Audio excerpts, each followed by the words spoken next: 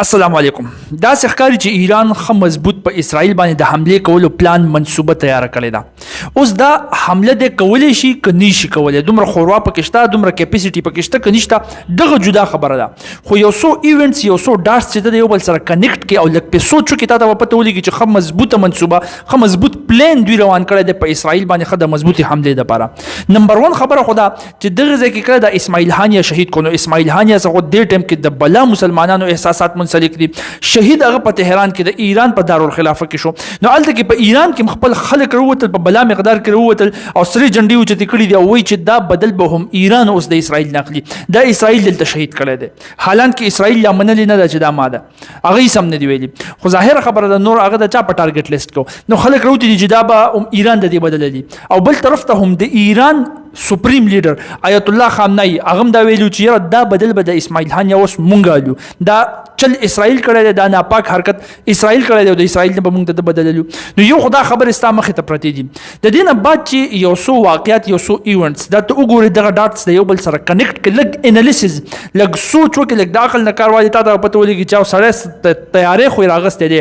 د حملې څه تیارې خو یې راغستی دی. څنګه؟ نمبر 1 که وګورې که نه، نو په دنیا کې مختلف قسمه ایرلاینز، مختلف قسمه ملکونو ایرلاینز هغوی خپل فلایټس کینسل کړه تل ابیب ته. تل ابیب ته د 8 اګست پورې به وایي څوک هم نه ځي. یو جاز، یو فلایټ دا د ورځې په درزونو کې جازونه روان او تل ابیب کې کوزیږي او خیږي، خو د 8 اګست پورې به یو جاز هملته کې ځي راځي نه. بلاشه ایرلاینز خپل هغه فلایټس کینسل کړه. ولې کینسل کړه؟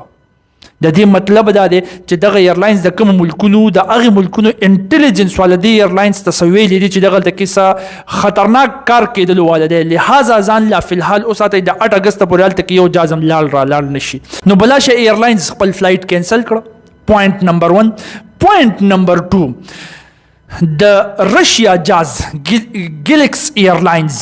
دا راغلی دی په تهران کې د جمعې په ورځ باندې د لینډینګ کړی دی. اوس دا ایرلاینز نه دي، دا په باري مقدار کې اسلحه راوړي، د اسلحې وړلو لپاره استعمالیږي. نو د دې مطلب دا دی چې په باري مقدار کې د روس نه اسلحه راغلی ده په ایران کې، د جمعې په ورځ باندې هغه جاز لینډینګ کړی دی او اسلحه یې ولې راوړې ده. اوس رشیا په خپله ویلي چې دا خبره کم په سوشل میډیا باندې وایرل ده، نو دې له خلک غلط رنګ ورکوي. دا خبره داسې ده نه، زمونږ او د ایران په منځ کې دا فلایټس تلل راتلل، دا اسلحه وړل راوړل، دا د روټین کار دی، دا مونږ کوو.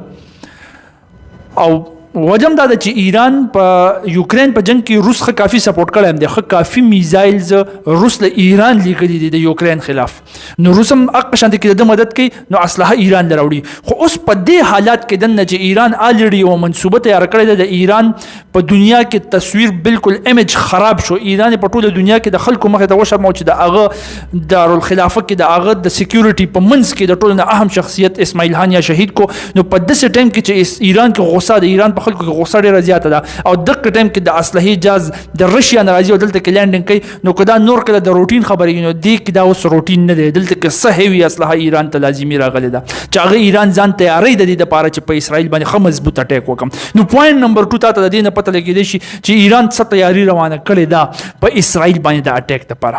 دریم یو تصویر دی چې هغه ډېر زیات وایرل شوی دی، اوس د دې کنفرمیشن نشته دی چې دا د کوم ځای نه څنګه ایستلی شوی دی، دا په رښتیا ایران والا کیپچر کړی دی که نه، څه حساب دی. خو د ایران مختلف قسمه سورسز دا تصویر ورکړی دی. دی خو وګوره، دا په اسرائیل کې دننه په تل ابیب کې نتنیاهو ولاړ دی، نتنیاهو د هغه سره د هغه خپل یو سولجر، یو فوجي ولاړ دی. نو ایران مختلف سورسز دا تصویر شیر کړی دی چې دا وګوره، دا زمونږ جاسوس په تل ابیب کې دننه دی او ته بالکل په نښه باندې نتنیاهو له یو قسم له وارننګ ورکړه چې ته په نښه دا تصویر مې د نن ویستو، سبا دا کوپړی هم الوزولی شم. نو که فرض که دا تصویر هم په رښتیا د ایران جاسوسانو ایستی او بالکل د ایران جاسوسانو په شش باندې نتنیاهو دلته کې مخامخ ای، نو د نتنیاهو کوپړی الوزول په سبا باندې ښه مضبوط جنگ سټارټ کېدل دی، ښه مضبوط جنگ سټارټ کېدل دی. نو دا مختلف قسمه پوینټس چې ته وګورې که نه، د هغې نه به تا ته اندازه وشي چې او ایران څه پلان خو روان کړی دی، څه پلان، څه ترتیب خو روان کړی دی چې په اسرائیل باندې حمله وکړي. او اوس ګوره، دا د ایران دپاره اهم ولې ده چې دا جواب اسرائیل لازمي ورکړي، لازما په هغه باندې داسې څه حمله وکړي چې دا خپل عزت چې کم په ټوله دنیا کې دی اسرائیل له ایران وشرمو چې هغه خو بچ کړي که نه، هغه څنګه هغه ته دی. خو وګوره، دا هغه بلډینګ دی په کوم ځای کې چې په دې ځای کې اسماعیل هانیه پاتې کېدو، په دې ځای کې هغه شهید کړلی شوی. نو دا اوس په ایران کې د ایران په دارالخلافه په تهران کې اوس داس یو لیډر چې هغه ته د ټولو مسلمانانو نن سبا په دنیا کې سترګې دي اسماعیل هانیه هغه ته راغواړي یو مین کس دی او ته پته ده الریډي چې دا د اسرائیل په ټارګټ لیست کې او هغه ته سکیورټي نشي ورکولی نو بیا یې راغواړي څه شي ته دا ستا غټ سکیورټي فیلیر دی په ټوله دنیا کې ته په دې باندې وشرمېدې مطلب ایران په دې باندې وشرمېدو چې لکه د دومره مضبوطې پرسنالټي چې یو میلمه تاله راغلی هغه ته سکیورټي ورنه کړلی شوله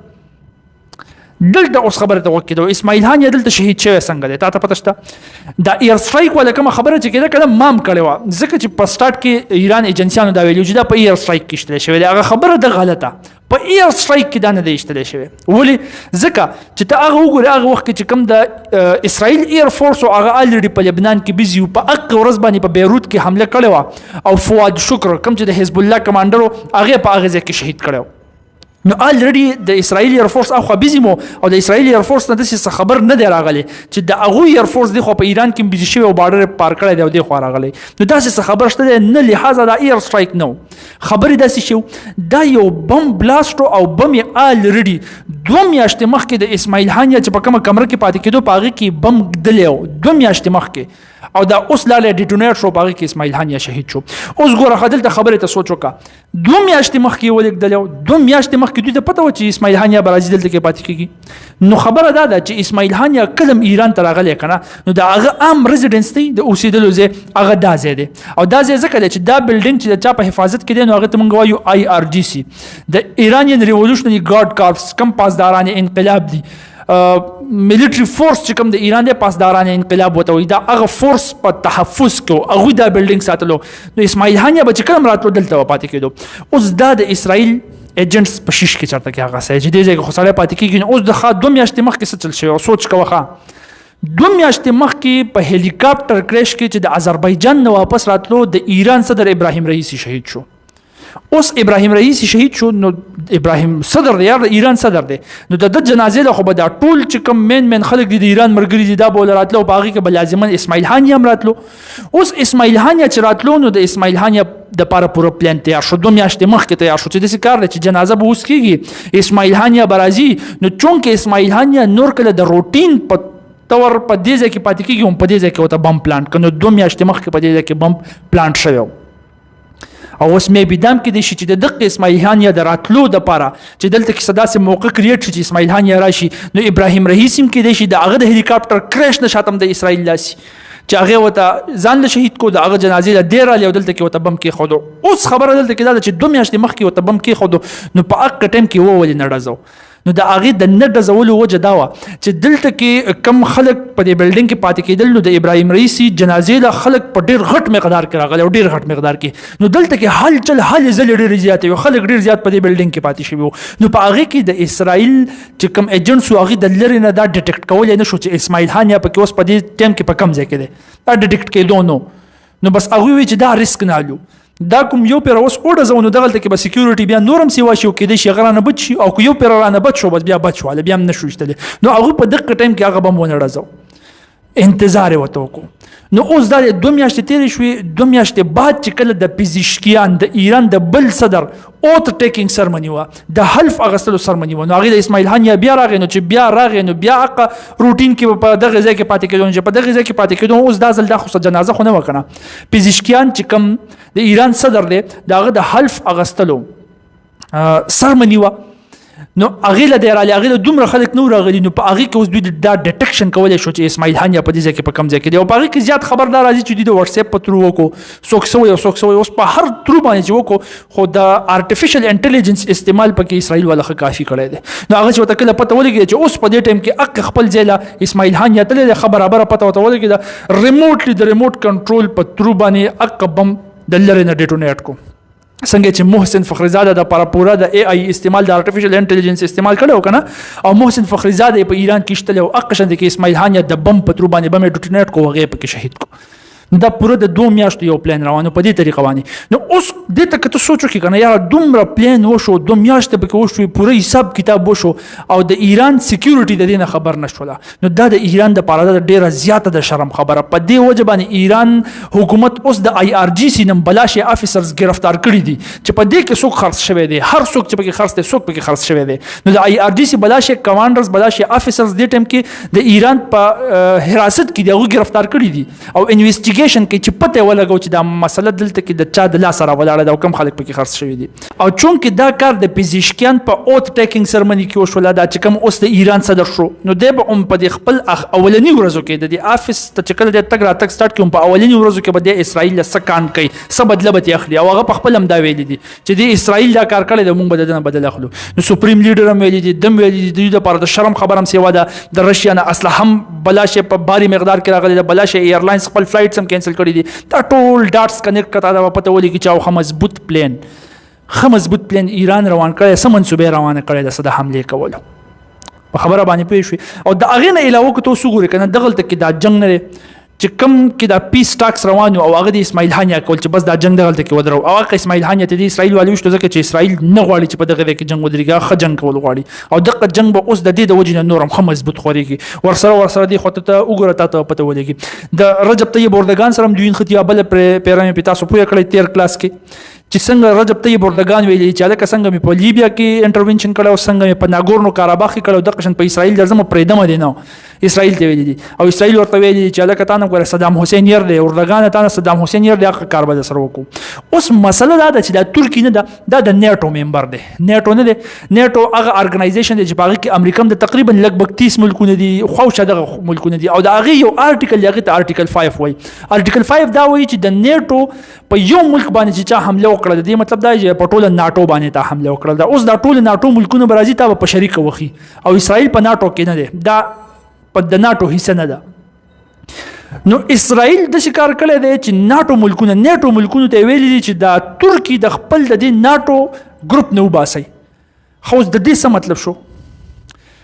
ساده پوینټ دی ته سوچ په دې باندې کولی شي د دې مطلب څه شو. د ناتو نه وباسي مطلب دا دی چې سبا په زه حمله کوم چې زه حمله ته ریډي یم نو چې د ناتو آرټیکل 5 په ما باندې نه اپلای کیږي. نو دغه ته کې اسرائیل اوس د ترکی سره مضبوط په محاذ کولا وخلو په جنگ کولا وخلو باندې سوچ کوي. نو یو طرف ته د لبنان سره خدای د لبنان نه په اوس حزب الله واپس اٹیک کړي د پراکټو باندې خو هغه ایرانډوم ټول ډیسمس کړي دي. نو هغه حمله دونه څه خاص نقصان هغه تر رسول نه دي څنګه حمله نه ده شوی او هغه الریډي حزب الله په نورو حملو باندې سوچ کوي. نو د لبنان څخه خو یو قسم له جنگ سٹارټ کړي دي او ایران هم د پلان او منسوبه کوي چې په هغه باندې حمله وکړي. هغه تم دا پته ځکه نتنیاهو ډایرکټ ویلي دي چې په ما باندې چا حمله وکړه د ایران ته اشاره کړه په ما باندې چا حمله وکړه دا نو ګوره د نتایج په خپل بیا ذمہواری. نو د ایران سره د لبنان سره اوس د ترکی سره بل فرنٹ بل جنگي محاذ کولاوي چې تاسو د نیټو نه یو پیر لري کوي چې دا آرټیکل په معنی اپلای کیږي بیا وزارت ترکی سره ګورم. نو الته کوم د چې د ترکی سره من خطونه دا ایران سره د لبنان سره په غزا کې الریډي فلسطینین خطر دی د سیریا سره مختلف تنظیمونه د هغه سره خطر دي د یمن نه حوثي حمله کوي د ترکی سره وین خطو. نو دغه خطه ټوله په جنگ کې بیا غیر چا پیر نه غیر شوله او ورسره پکې اوس خبر د قطر هم راځي چې قطر هم وسره کافي پترس شوی دی. ولی پترس شوی دی د قطر څومره جرنالیست د الجزیره اخبار جرنالیست وشتل او په هغه کې چې اوس واقع ډیره زیاته ګرم شو هغه د جرنالیست په سر باندې وشوله. د دنوم اسماعیل دی او د کیمرامینو دا دوانه اسرائیل والا په قصد په غزا کې شته دي رپورټینګ کو خانو اوس اسرائیل څه چې دا ما ځکه وشتل چې دا د حماس ممبرو د پارت ټایم د پریس جاب کو په الجزیره کې به جاب کو باقي به د حماس ته طریقې خو دي چې حمله بسنګ کو په 7 اکتوبر چې کوم حمله شوی او باقي کې مینوالو دا مختلف قسمه دروغ الټزي د خبر اسرائیل والا کړی دي او باقي ټول دنیا ته پته ده چې اصل کې اسرائیل ته دا پته ده چې د الجزیره چې کوم د رپورټرز دي دوی هغه ټول حقیقت په غزا کې کوم ظلم اسرائیل کوي هغه ټول حقیقت د ویډیو په شکل کې د تصویرانو په شکل کې بیا د لیکلو په شکل کې ټول دنیا ته خي. نو ټول دنیا ته اسرائیل شرمای نو چې هغه حقیقت دنیا ته ښکار نشي دغه فوټوګرافي و نشي دغه جرنالیزم و نشي دغه خبرونه دنیا ته و نه رسي. نو هغه په دغه قسم جرنالیست باندې حمله کوي. نو هغه خو الجزیره خو د قطر سرکاري اخبار دی سرکاري نیوز ایجنسی ده. نو هغه اوس قطر هم پاغه باندې ډیر زیات غوسه شوی چې دا اسرائیل ډیر غلط حرکت کوي او دا د اسرائیل لپاره خنه دي. نو دغه کې او د اغه نه علاوه خبر دام راځي چې د عراق کم پی ام اف فورسز دي یا پی ام ای فورسز دي پاپولر موبلایزیشن فورسز نو تقریبا $2 लाख د پاسه دي او ویم د سیریا طرف ته روان شوی دي ویل کېږي د چې د سیریا طرف ته دوی زی د حزب الله سره جایننګ کوي، د حزب الله مدد کوي. نو په لنډه کې اوس داسې ښکاري نه چې کمې خبرې اسماعیل هانیه د جنګ ودرولو راغستې او د اسرائیل حق اسماعیل هانیه شهید کړو، نو دا جنګ اوس خورېږي، دغلته کې ډېر زیات خورېږي. دا زما انالیسیس دی، خدای دې وکړي چې غلط ثابت شي چې جنګ خور نشي. دغه اسرائیل دهشتګرد سره چې داسې قسمه طریقو شي چې دغلته کې دا جنګ ودرېږي، ځکه که جنګ خور شو ټوله دنیا ته مسله ده، ټوله دنیا ته مسله ده، ټوله دنیا په دې کې په یو نه یو نیم طریقه کې ګیرېدی شي. نو ښکلې خبره دا ده الله دې وکړي چې هغه جنګ خور نشي. خو ښکاري داسې دا کوم حالات چې روان دي چې دغلته کې جنګ ښه مضبوط خورېږي. باقي چې کوم ایران منصوبه روانه کړې ده، اوس په ایران کې دا صلاحیت شته دی که نشته، دا راته تاسو وایي. دا د خپل رای اظهار په کمنټ سیکشن کې وکړئ چې ایران کې دا صلاحیت شته چې مضبوط اټیک په اسرائیل باندې وکړي. یو خو هغه اټیک و د شومنټ دپاره، هغه ایران امبیسي باندې چې کوم حمله شوی، نو ایران یو داسې اټیک کړی چې مضبوط اسرائیل ته نقصان ونه رسي، ځکه چې ایران ته پته چې زه د اسرائیل سره بیا مکمل جنګ نشم کولی، ډغره مکمل نشم ولی. او اسرائیل هم هغه شانتې کې واپس کاونټر اټیک نه کړی، اسرائیل ته پته وه چې زه د عمره محاذونو باندې جنګ کولاو کم، نو بیا ګیرېدی شم. خو اوس دا ځل چې دا کوم حرکت شوی دی، نو په هغې باندې د ایران په خلکو کې ډېره غم او غصه ده. نو تاسو ته څه ښکاري چې اوس دا اټیک ایران ښه مضبوط اټیک په اسرائیل باندې کولی شي که نشي کولی؟ یو دا او بل دا که کوي نو ضروري ده چې په 8 اګست ته پورې به په دې کې دننه وکړي که نه، ځکه ځینې خبر خو دا هم را روان دی چې 12-13 اګست هغوی ځان تیاروي، نو مې بي هغې طرف ته ورسي. ستاسو رای څه ده؟ د خپل رای اظهار په کمنټ سیکشن کې وکړئ. جزاکم الله خیر.